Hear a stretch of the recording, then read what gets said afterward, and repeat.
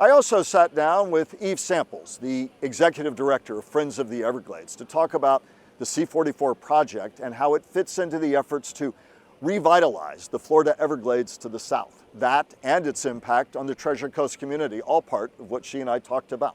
This goes back more than 20 years to 2000 when the comprehensive Everglades restoration plan was approved when Bill Clinton was president. A lot of bipartisan support for that suite of 68 projects. So we're finally seeing a first major project come online, and that happens to be the C-44 reservoir and STA here in Martin County. And what it will do is address the quote unquote local runoff that flows from the watershed into the C-44 canal, the St. Lucie Canal. It's a man-made canal that's 23 miles long and connects Lake Okeechobee to the St. Lucie estuary. And instead of having that dirty water flow from the local watershed into the St. Lucie River, it will hold it, it will clean it, and that will be a help to the St. Lucie. It won't solve the big problem, however, because it does not treat Lake Okeechobee discharges. That's a whole other issue that we're continuing to work on. It is in some ways, correct me if I'm wrong, a mixed bag.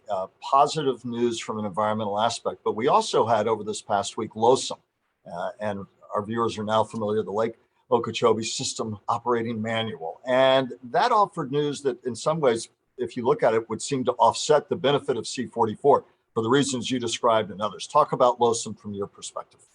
Sure. So the Lake Okeechobee System Operating Manual, an acronym that we have come to know dearly at Friends of the Everglades, 2+ year process to come up with a better plan for managing lake water. The current plan we're living under caused the toxic algae blooms of 2018, 2016, 2013, those lost summers in Stewart and on the West Coast as well. The new plan will be better, but the bar was very low because we had toxic algae in our waterways. What it proposes to do is reduce the average annual amount of lake water that moves to the St. Lucie estuary by 37%. So that's better than getting a kick, right? But environmentalists had worried, and that's why I said it was a mixed bag. They'd hoped for more. Some had hoped for zero discharges. That was probably never going to happen.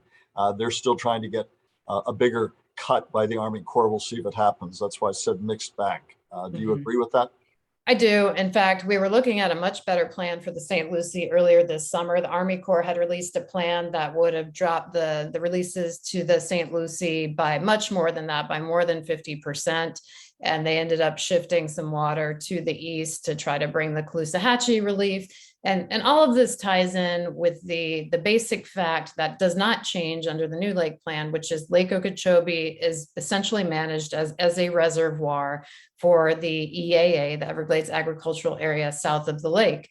So until that changes, we're never going to see those zero discharges to the St. Lucie. And it's absolutely true that the St. Lucie never needs a drop of lake water. This is an artificial and harmful connection. Nature never designed it that way. Talk about LOSUM as it impacts looking south.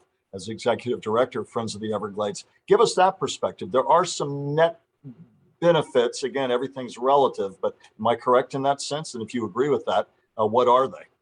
Yes, so that is a glimmer of good news. LOSUM will increase by 3 times the amount of Lake Okeechobee water that goes south to the Everglades. So that's a good thing. It's still not where we need to be. Our founder, Marjorie Stoneman Douglas, wrote the book River of Grass in 1947 and talked about the need to restore the flow of water. We're still working on it. This is an improvement, but we'll need additional improvements to restore the whole system. You have concerns about something called the Army Corps conservation mode or model. Talk about that. Yes, so this is an element of LOSUM, which is still being finalized, that we don't think should be in place. Essentially, when the lake gets too low or gets low, but before you get to any drought periods, the Army Corps of Engineers, working with the South Florida Water Management District, proposes to cut off beneficial flows south and beneficial flows west during the dry season which is a problem because then you're stockpiling water in the lake through the dry season that may or may not be used for irrigation in the EAA. And then when June 1st rolls around, you have a higher lake than you would have had. And when we have too high a lake, that's when we end up getting blasted east and west. So we're pushing back on that conservation mode. We believe that there will be no problem meeting water supply needs, which are important, but you don't need that buffer. That conservation mode is really an added bonus.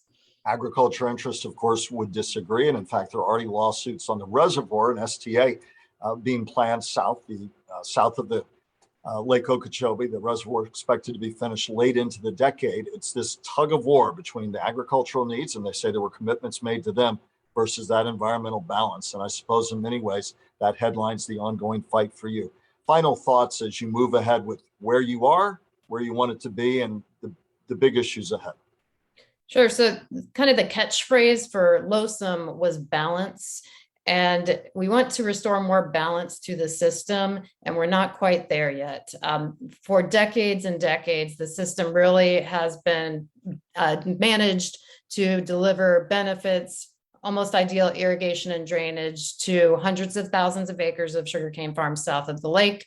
We believe that we need to reduce harm, discharges east and west, and restore more benefits to the southern end of the system, the Everglades and Florida Bay. So we have some work to do to get there. Good news is the Army Corps of Engineers and the Water Management District are listening in a way we haven't seen them listen before. Talk about that a bit more. I hear that from a number of the constituencies saying at least the flavor and tenor of the argument's a lot different than it would have been 5, 10, certainly 15, 20 years ago. I think that's fair. I sat through a lot of these Army Corps of Engineers meetings, and I saw them listening to the concerns. I heard them echo the concerns back. And then I saw them attempt to address those concerns in the new lake plan. The problem is a lot of these permitted water users do have legal rights to certain amounts of water. And that's not a problem per se, but when we're over guaranteeing and we're dealing with human health issues on the coast related to toxic algae blooms that cause neurodegenerative diseases and liver damage and respiratory ailments, then we need to look at those assurances, right? So yes, they're listening, they've heard us. Congressman Mast on the Treasure Coast has pushed them, as have others, but there's more work to do. How do you sum up with your new hat? Many of us know you for many years of outstanding journalism on the Treasure Coast, now wearing your new hat as executive director, Friends of the Everglades. When you talk to people, it's such a massive system. We've got the watershed to the north, we've got the lake, the heart of our water system, we've got the issues east and west, and of course the Everglades to the south. When you talk to people and try and holistically sum up where we are and where we need to be and why it is so crucially important at this time and place, what do you say?